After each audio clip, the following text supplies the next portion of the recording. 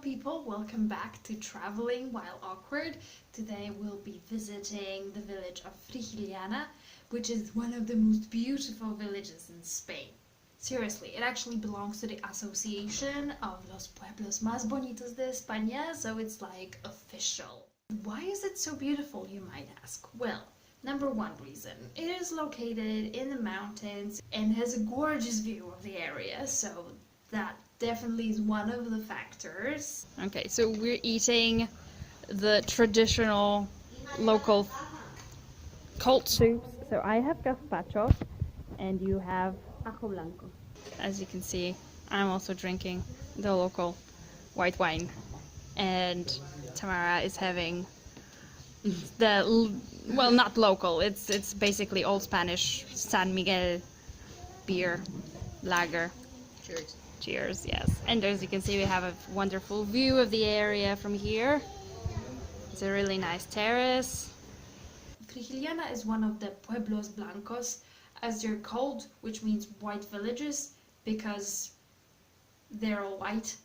Now, people seem to like this idea of all the houses being in the same color. But the reality can be quite disappointing. For example, there's this blue village in Morocco that is not all blue, or a red village in Azerbaijan that's not all red. So Frigiliana is not like that. Frigiliana actually is all white.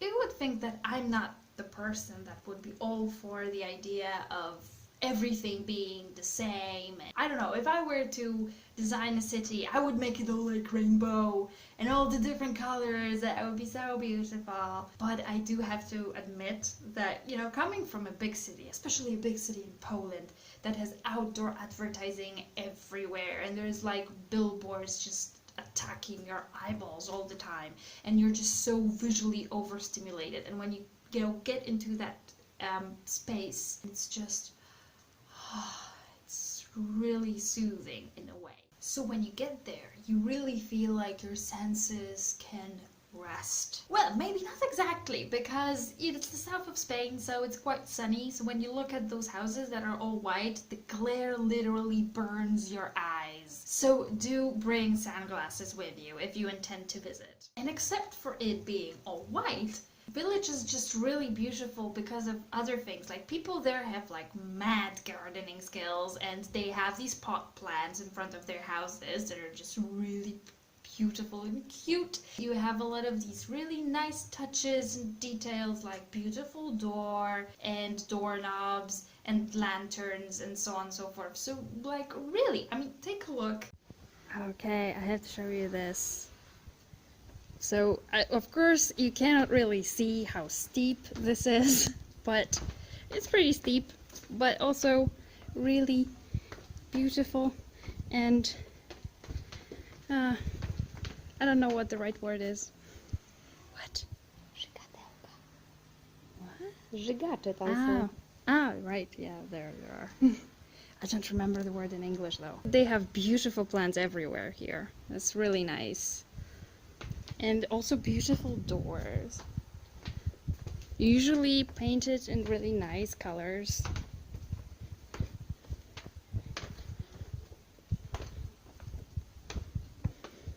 And I also really like those, I don't remember how it's kołatka in English again, but those are really nice. I noticed them in a few places here, so yeah, they are really popular.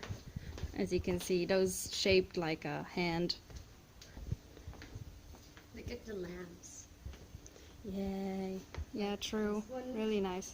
that one, This one. and also the one on the balcony. Yeah, absolutely. The That was one? really nice.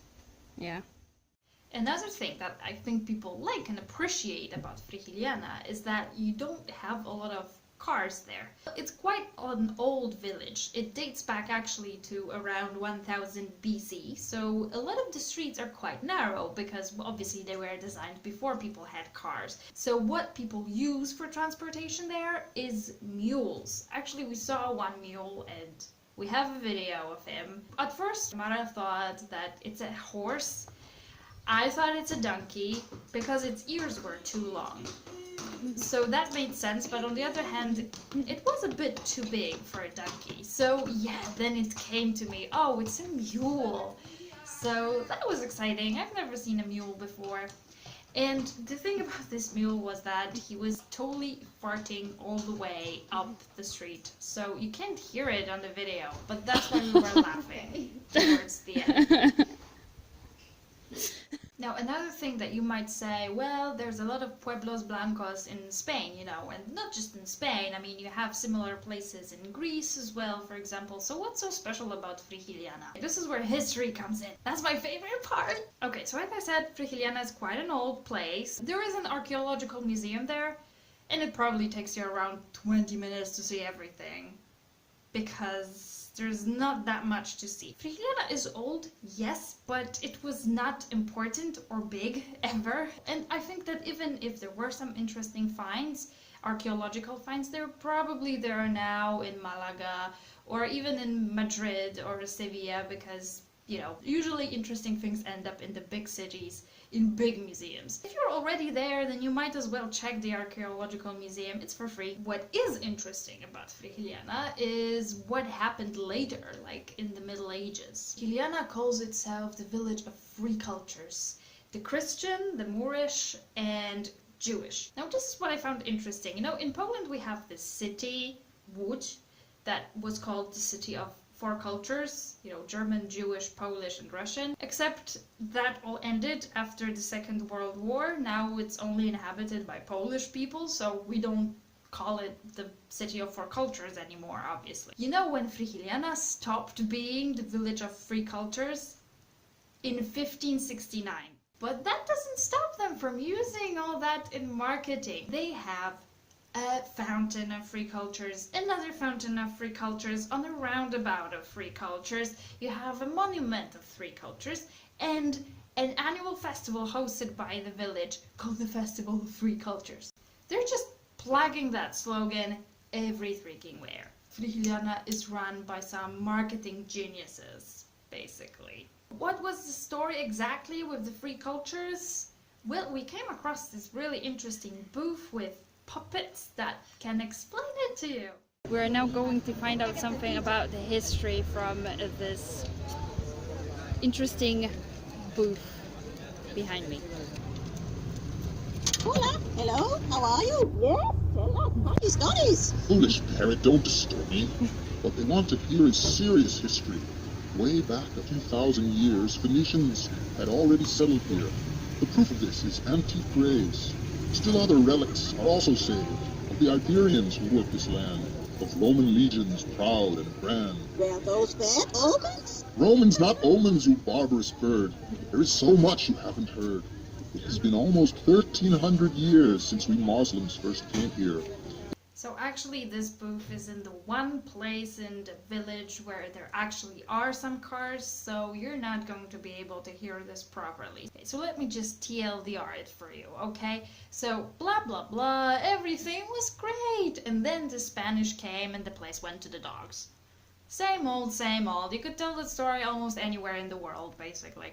However, I was quite surprised that, you know, in Spain you would hear the same narrative. Damn Spanish, they ruined Spain. I don't actually know how to do the Spanish accent. I saw a tutorial on how to do a Spanish accent and I practiced a little bit, but if I haven't exactly nailed it, sorry. Generally, the most exciting thing that happened in Frigiliana's history was when the Moors, or actually the Moriscos, Muslim population that was forced to adopt Christianity, decided to take the last stand against the Spanish. Because even though they tried their best to integrate with the society, they still suffered discrimination. The cause was doomed from the very beginning because they were greatly outnumbered by the Spanish, but they decided to take a stand, and the last battle took place at Frigiliana. Because Frigiliana was up in the mountains, so strategically it was very advantageous to the Moriscos. Unfortunately, the Moriscos lost and they were driven out of Spain completely. But this was the last moment when Frigiliana was actually a diverse place. Ever since then, it was just all Spanish. That happened in 1569, and the story is actually told in a series of panels, which are like ceramic tiles on the buildings. So you have to take a walk around the city to be able to read the whole story. Again, like I said, marketing geniuses. There wasn't that much to see in the city, but they made it worth your while. And then, only 10 years later, the village suffered an outbreak of the plague. So by the end of the 16th century, there were only 100 inhabitants left. It's a pity that the Spanish haven't discovered the actual India. Then they might have actually learned that karma is a bitch. So the Moorish character of the village is long gone, but that doesn't stop them from living off that heritage. We also found another booth in there that was like Moorish themed, and it had interesting pricing. So take a look at that. So we approached another booth. This time it's called like Fantastic Harem. So that might be interesting. And what is even more interesting is, as you can see, the prices, which says the regular price is 50 cents, but reduced 20 cents, and for millionaires €1, which is exactly the kind of system you should have. So let's see.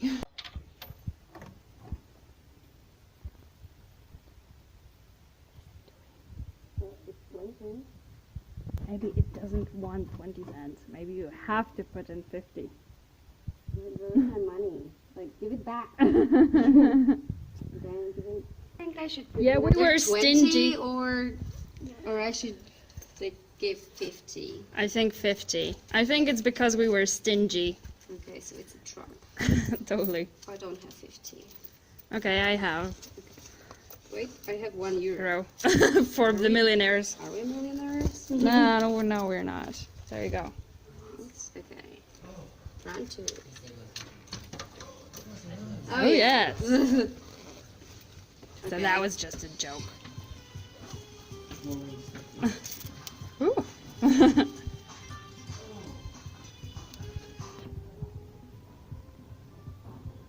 Okay. That Yeah. Okay. it wasn't worth it. It was just 50 cents. 70? Okay, so that was Frigiliana. I hope you enjoyed that. I feel totally like I should have shot a bit more videos showing the views around it, so you would actually see what it looks like, because I felt that you couldn't really see a lot.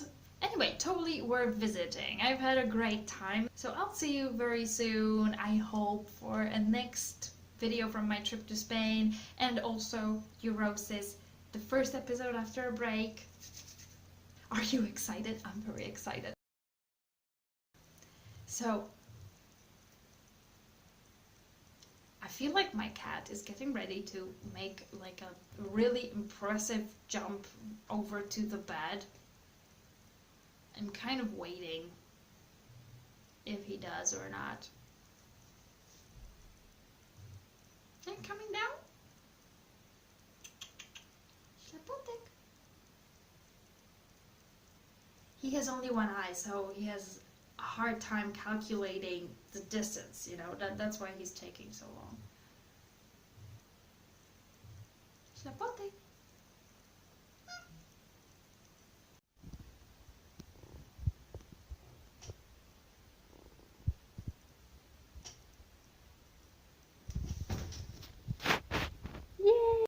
So yeah, finally he did it!